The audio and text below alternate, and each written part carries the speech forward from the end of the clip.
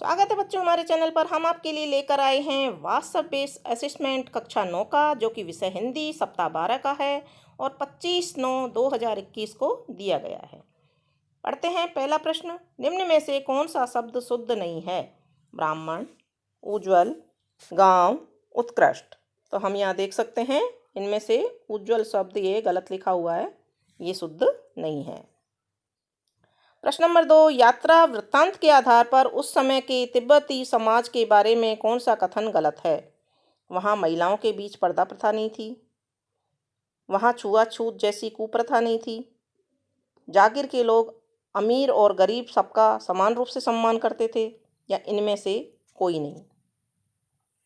इनमें से कोई नहीं, है विकल्प गलत होगा इसमें, क्योंकि ये सारी चीज़ें वहाँ सही थी। लेखक ने शेखर विहार में सुमित को उन यजमानों के पास जाने से रोका, परंतु दूसरी बार रोकने का प्रयास क्यों नहीं किया? पहला ऑप्शन है वह कुछ समय अकेले रहकर बिताना चाहते थे। दूसरा है वह अकेले रहकर मंदिर के आसपास की जगह को देखना चाहते थे।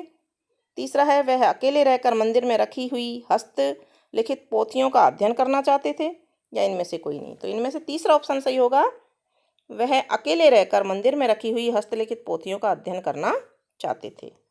अगला प्रश्न है, डॉन क्विक्सोट कौन था?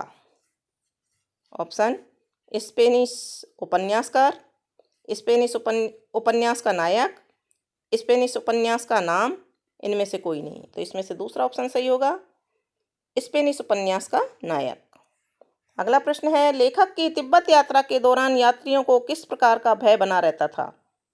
ऑप्शन है ग्रामीण का भय, पहाड़ी जानवरों का भय, डाकुओं का भय, उपरोक्त सभी।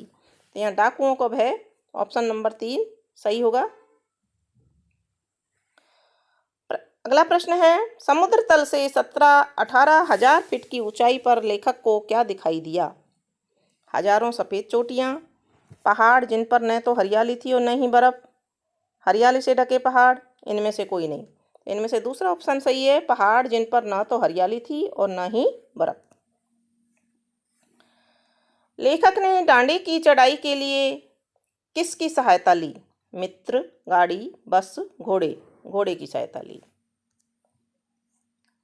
निर्जन शब्द में उपसर्ग बताइए।